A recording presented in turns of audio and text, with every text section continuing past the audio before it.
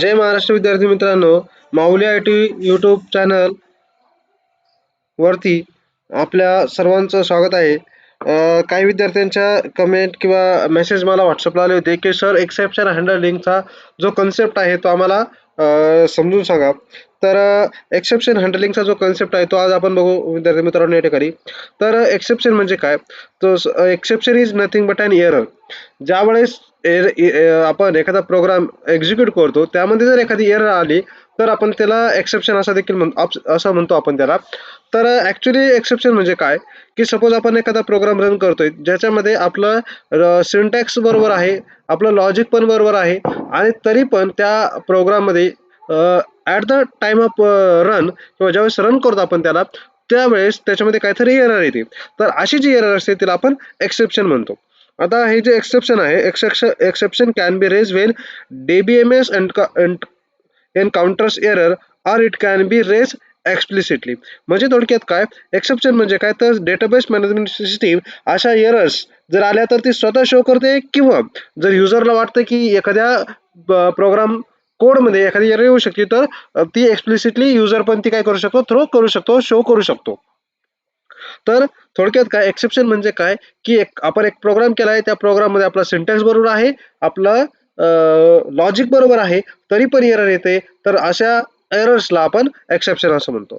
Wien the system throws a warning और has an error it can lead to an exception. Such exception needs to be handled and can be defined internally or user defined. So he statement काय सांगताय की जर अशा काही errors येत असतील suppose आपला प्रोग्राम रन करतोय आपण त्याच्यामध्ये जर एरर आली तर आपला जो प्रोग्राम आहे तो काय होतो त्या ठिकाणी स्टॉप होतो. मग असा प्रोग्राम जो आहे आपला तो स्टॉप होऊ नये त्या एररला त्याच्यावरती काहीतरी ऍक्शन घेऊन पुढचं जे काय आपले स्टेटमेंट असतील तर ते स्टेटमेंट एक्झिक्यूट व्हायला पाहिजे. मग असे जे स्टेटमेंट एक्झिक्यूट करण्यासाठी आपल्याला ह्या एक्सेप्शनला काय करायचं आहे it needs to be handle. ते हँडल झालं पाहिजे आणि मग त्यासाठी ते हँडल करण्यासाठी डेटाबेस मॅनेजमेंट सिस्टीम स्वतः ते हँडल करेल किंवा युजर पण ते युजर डिफाईन्ड एक्सेप्शन ते हँडल करू शकतो.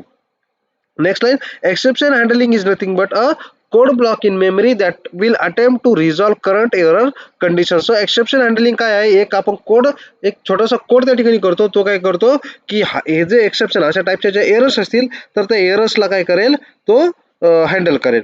आता जर आपण बघितलं त्याचा सिंटॅक्स आपण बघू की एक्सेप्शन कसं आपल्याला हँडल करायचं आहे. तर सिंटॅक्स बघा आपला जो PL/SQLचा ब्लॉक स्ट्रक्चर आहे त्या मदतीने त्याच्यामध्येच आपल्याला एक स्टेटमेंट आपल्याला ऍड करायचं आहे. आपला जो डिक्लेअर सेक्शन असेल त्याच्यामध्ये डिक्लेरेशन करणार त्याच्यामध्येच आपण एक्सेप्शन जे आहे ते एक्सेप्शन आपण डिक्लेअर करून घेणार. त्यानंतर एक्झिक्युटेबल स्टेटमेंट जे असतील आपले जो काही कोड आहे आपला तो टाकायचा आहे. त्यानंतर एक्सेप्शन हा ब्लॉक घ्यायचा आहे वेन एक्सेप्शन आणि एक्सेप्शनचं वेन एक्सेप्शन नाही आपण जे काही वरती डिक्लेअर सेक्शन मध्ये एक्सेप्शन डिक्लेअर केलं आहे ते एक्सेप्शनचं नाव द्यायचं आहे देन आणि देन केल्यानंतर जे काय आपल्याला स्टेटमेंट्स एरर हँडलिंग स्टेटमेंट्स आपल्याला टाकायचे ते स्टेटमेंट्स आपल्याला टाकायचे ते एकतर सिस्टम डिफाईन असू शकतात किंवा युजर डिफाईन्ड ॲक्शन पण त्याच्यामध्ये असू शकतात आणि त्यानंतर आपल्याला आपला प्रोग्राम जो आहे तो एंड करायचा. अशा पद्धतीने त्याचं सिंटॅक्स आहे. तर आता आपण याच्यामध्ये जे दोन टाईप आहे टाइप्स ऑफ एक्सेप्शन त्याच्यामध्ये प्री डिफाईन एक्सेप्शन किंवा आपण याला सिस्टीम डिफाईन एक्सेप्शन म्हणतो असं एक टाईप आहे आणि दुसरा आहे युजर डिफाईन. आता predefine exception system define exception किंवा नेम एक्सेप्शन जे आहे ते काय आपण ते बघू. Are always automatically raise whenever related error occurs. तर असे जे एक्सेप्शन आहेत प्री डिफाईन किंवा सिस्टीम डिफाईन म्हणतो तर ते अशा टाईपच्या जर काही एरर्स आल्या तर ते ऑटोमॅटिकली काय होतात ऑटोमॅटिकली रेज होतात ते ऑटोमॅटिकली शो करतात. The most common errors that can occurs during the exception of PL/SQL. आता हा जो आहे हा प्रीडिफाईन एक्सेप्शन हा मोस्टली यूज केला जातो. Not PL/SQL not declare explicitly that is the cursor already open, invalid cursor, no data found, zero divide and too many rows affected. असे जे काही एक्सेप्शन आहेत म्हणजेच ह्याच्यात आपण कर्सर बाबतीत असेल, नो डेटा फाउंड असेल, झिरो डिवाइड असेल आणि टू मेनी रोज सिलेक्टेड असे जे काही एक्सेप्शन आहेत ते याला आपण सिस्टीम डिफाईन एक्सेप्शन म्हणतो. आणि हे काय करतात हे जे अशा टाईपचे जे एक्सेप्शन आहेत हे सर्व एक्सेप्शन सिस्टीम थ्रू हँडल केले जातात. त्याच्यासाठी त्यांनी प्रत्येकासाठी एक वर्ड सिस्टीम मध्ये डिफाईन केलेला आहे आणि तो त्याच्यामध्ये यूज केला जातो. डिक्लेअर सेक्शन मध्ये या टाईपचे एक्सेप्शन आपल्याला डिक्लेअर करायची गरज नसते. तर त्याचा जो प्रोग्राम आहे तो प्रोग्रामवरून तुम्हाला समजून जाईल. बघा आपण या ठिकाणी डिक्लेअर सेक्शन घेतलाय. डिक्लेअर सेक्शन मध्ये नम नावाचा एक व्हेरिएबल डिक्लेअर केलाय. बिगिन सेक्शन मध्ये नंबर मध्ये आपण काय करतोय 78 ला डिवाइड करतोय 0 ने. ठीक आहे, हा हे झालं आपलं एक्झिक्युशन स्टेटमेंट. आणि त्यानंतर एक्सेप्शन सेक्शन आपण घेतलाय. एक्सेप्शन सेक्शन मध्ये आपण व्हेन, जसं जसं सिंटॅक्स आहे व्हेन घेतलाय. एक्सेप्शनचं नाव 0 डिवाइड. आता हा 0 डिवाइड जे आहे ते एक्सेप्शनचं नाव आहे. हे सिस्टीम मध्ये काय आहे, स्टोर आहे ऑलरेडी 0 डिवाइड, म्हणजे थोडक्यात सिस्टीमचं एक्सेप्शन आहे. त्यानंतर देन, त्यानंतर आपण काय केलंय, आपलं जे आउटपुट स्टेटमेंट आहे DBMS output dot put line आणि डिवाइड बाय 0 एरर असं पण स्टेटमेंट या ठिकाणी टाकलेलं आहे. तर हा जो आहे याला आपण काय म्हणतो, सिस्टीम डिफाईन किंवा प्री डिफाईन एक्सेप्शन आपण याला म्हणू शकतो. आता आपण जर याला एक्झिक्यूट केलं, बघा हा ओरेकल मध्ये आपण याला एक्झिक्यूट करू. तर बघा प्रोग्राम मी रन करतोय. रन केल्यानंतर आला बघा इथं डिवाइड बाय 0 एरर. आता हे जर मी इकडं जर आपण इथं 10 ने जर डिवाइड केलं, तर 10 ने डिवाइड केल्यानंतर कोणतं एक्सेप्शन म्हणजे त्यामध्ये कोणतीही एरर नाहीये, म्हणून ते काय होते काही त्या स्टेटमेंट प्रोसेसचं तुम्हाला आउटपुट दिसेल. पण ते जर आपण 0 ने त्याला जर डिवाइड केलं तर 0 ने डिवाइड होऊ शकत नाही, म्हणून ते काय आहे डिवाइड बाय 0 एक्सेप्शन या ठिकाणी आहे. ठीक आहे, त्यानंतर आता दुसरा जो टाईप आहे एक्सेप्शनचा तो आहे युजर डिफाईन एक्सेप्शन. तर तो आता आपण बघू.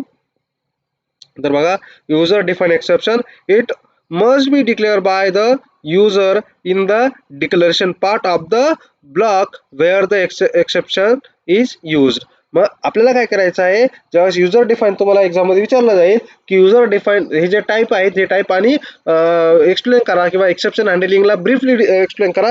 तर त्यावेळेस तुम्हाला एक्सेप्शन काय आहे, सिस्टीम डिफाईन एक्सेप्शन त्याचा प्रोग्राम आणि युजर डिफाईन एक्सेप्शन काय आहे आणि त्याचा प्रोग्राम असं तुम्हाला राईट करावं लागेल या पद्धतीने. तर आता मग काय करायचं आपल्याला की एक्सेप्शन जे आहे ते एक्सेप्शनला डिक्लेरेशन सेक्शन मध्ये एक्सेप्शन डिक्लेअर करायचं आहे. Then it is raise explicitly in the sequence of statement using raise application error आणि एक्सेप्शन नंबर एरर मेसेज. हा जो त्याचा सिंटॅक्स आहे, हा सिंटॅक्स आपल्याला घेऊन त्याला काय करायचं आहे, त्या एक्सेप्शनला रेज करायचं आहे, त्याला शो करायचं आपल्याला. तर आपण प्रोग्राम बघू जेणेकरून तुम्हाला हा जो युजर डिफाईन एक्सेप्शनचा जो कन्सेप्ट आहे तो व्यवस्थित समजून जाईल. तर बघा आता आपण काय करतोय की या ठिकाणी डिक्लेअर सेक्शन आपण घेतलंय. त्यानंतर डिक्लेअर सेक्शन त्याच्यामध्ये एक व्हेरिएबल आपण घेतलाय CID नावाचा व्हेरिएबल. त्यानंतर आपण एक या ठिकाणी एक्सेप्शन आपण एक डिफाईन करतोय invalid ID exception. Invalid ID exception आणि एक्सेप्शन कीवर्ड नावाने आपण त्या ठिकाणी एक एक्सेप्शन काय केलंय डिक्लेअर केलंय, एक्सेप्शन डिक्लेअर केलं इथं या सेकंड लाईनला.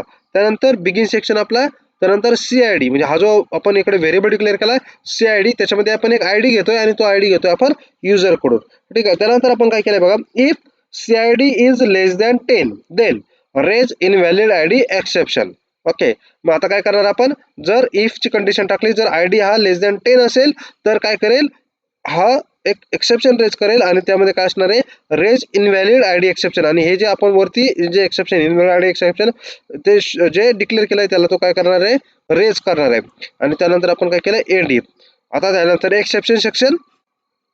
आता एक्सेप्शन सेक्शन मध्ये when, okay, when invalid ID exception then, जर असं एक्सेप्शन जर आलं म्हणजे हे जर एक्सेप्शन जर रेज झालं, रेज इनव्हॅलिड आयडी असं जर असेल आणि हे जर एक्सेप्शन जर रेज झालं तर काय होईल, when invalid ID exception then DBMS म्हणजे आउटपुट डॉट पुट लाईन. म्हणजे थोडक्यात काय की याने आपण एक प्रिंट करतो स्टेटमेंट इनव्हॅलिड कस्टमर आयडी. म्हणजे जर असा जर कस्टमर आयडी जर लेस दॅन 10 जर युजरनी एंटर केला तर इनव्हॅलिड आयडी एक्सेप्शन हे एक्सेप्शन रेज होईल. आणि ते एक्सेप्शन जर रेज झालं तर एक्सेप्शन सेक्शन मध्ये आपण त्याला हँडल करणार आणि आपण काय करणार युजरला एक मेसेज देणार की हा जो युजर आयडी तुम्ही एंटर केलाय हा काय इनव्हॅलिड आहे. अशा पद्धतीने तुम्ही युजर डिफाईन एक्सेप्शन पण क्रिएट करू शकता. आता हा प्रोग्राम पण आपण रन करून बघूया.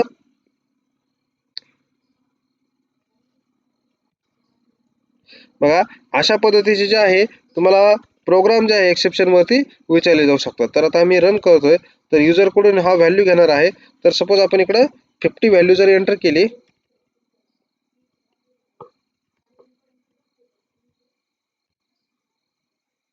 ठीक आहे, आपण 54 मी व्हॅल्यू एंटर करतोय. 54 व्हॅल्यू एंटर केल्यानंतर बघा इथं स्टेटमेंट प्रोसेस आलाय, कारण की जे कस्टमर आयडी हा ग्रेटर दॅन 10 आहे. आता परत जर आपण याला रन केलं आणि या ठिकाणी जर आपण फक्त 5 जर एंटर केलंय, फक्त 5 आपण या ठिकाणी एंटर करू. 5 एंटर केल्यानंतर बघा इथं येईल तुम्हाला इनव्हॅलिड कस्टमर आय डी. तर मग अशा पद्धतीने तुम्ही सिस्टीम डिफाईन आणि युजर डिफाईन असे जे दोन टाईप आहे एक्सेप्शनचे ते तुम्ही एक्सप्लेन करू शकता.